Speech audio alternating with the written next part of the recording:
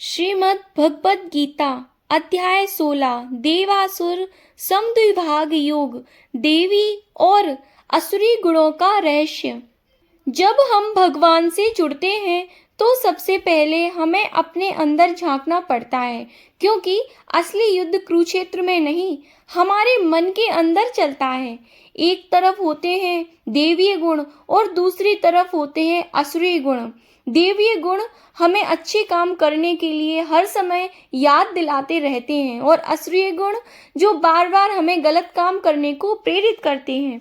आज हम जानेंगे कि भगवान श्री कृष्ण ने अध्याय 16 में हमें क्या चेतावनी दी है और कैसे हम अपने जीवन को नरक से स्वर्ग बना सकते हैं। तो आइए हम शुरू करते हैं अध्याय 16 देवीय गुणों का वर्णन।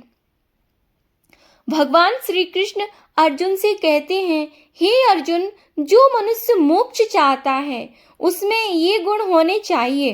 अभयम मतलब निडरता। निडरता का मतलब लापरवाही नहीं है। निडरता का अर्थ है सत्य के साथ खड़े रहना। उदाहरण, अगर पूरी दुनिया गलत कर रही हो फिर भी आप सही का साथ दें तो यह देवीय गुण है।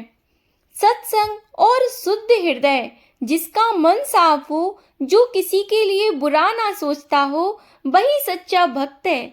भगवान बाहरी कपड़े नहीं देखते, वे आपका हृदय देखते हैं। दान, दान सिर्फ पैसे का नहीं, दान तो हम ज्ञान का दान कर सकते हैं, हम अपने कीमती समय का दान कर सकते हैं, हम किसी निर्बल को सहारा देंगे, वह भी एक तरह से दान ही होगा।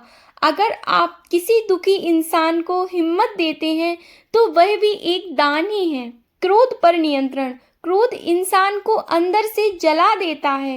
एक क्षण का क्रोध सालों का रिश्ता तोड़ देता है। जो व्यक्ति अपमान सहकर भी शांत रहता है, रिश्ते निभाता रहता है, वह भगवान के बहुत करीब होता है।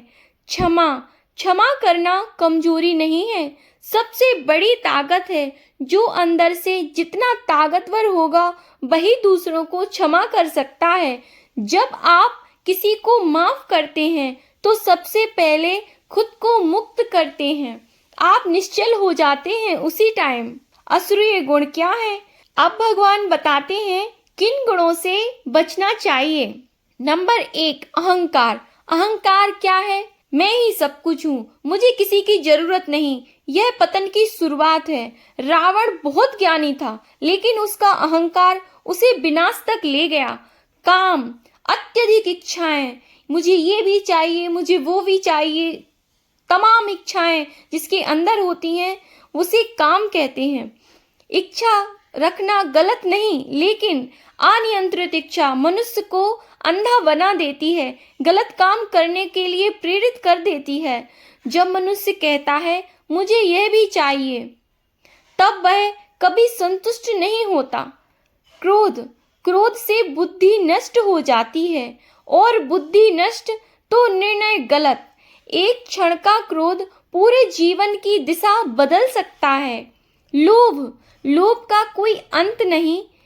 किसी के पास अगर 100 रुपए आ जाएं तो उसे तुरंत ही 1000 चाहिए पड़ते हैं, फिर 1000 आए तो वो 1 लाख के बारे में सोचने लगता है, लेकिन शांति नहीं मिलती, वह कहीं खो जाती है।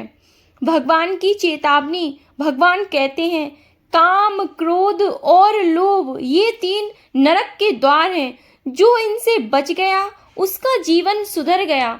जीवन से जुड़ा उदाहरण आज के समय में देखो, लोग दिखावे में लगे हैं, तुलना में लगे हैं, सोशल मीडिया पर दूसरों को देखकर जलते हैं, लेकिन भगवान कहते हैं तुम अपने अंदर देखो। अगर मन शांत है तो जीवन सफल है। सबसे गहरी बात, भगवान पूजा से पहले स्वभाव देखते हैं। अगर कोई रोज मंदिर जाए लेकिन अंदर घमंड भरा हो तो वह भक्त नहीं, और अगर कोई घर बैठे सच्चे दिल से भगवान को याद करे तो वही प्रिय है। अपने मन में सोच के देखो। आओ हम आत्मचिंतन करते हैं। आज खुद से पूछो, क्या मैं जल्दी क्रोधित हो जाता हूँ? क्या मुझे दूसरों की सफलता से जलन होती है? क्या मैं क्षमा कर पाती हूँ? अगर जवाब हाँ है तो घबराओ मत, यहीं से सुधार की शुरुआत होती है। भावपूर्ण समापन करते हैं अब हम। हे प्रभु, हमें देवीय गुण दो, हमारे अंदर से अहंकार, क्रोध और लोभ को निकाल दो। हमें ऐसा बनाओ कि हम किसी का दिल ना दुखाएं और हमारा जीवन आपकी कृपा से भर जाए।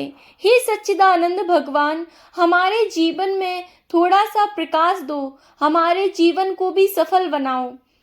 अगर इन सब बातों से आपके जीवन में कोई भी सुधार होता है तो प्लीज एक कमेंट जरूर करें और लाइक शेयर करें, जिससे किसी और को भी यह गीता का ज्ञान मिल सके, और चैनल को सब्सक्राइब करें। आपका एक कमेंट मेरे लिए आशीर्वाद स्वरूप है। जय श्री कृष्णा, जय श्रीमन नारायण।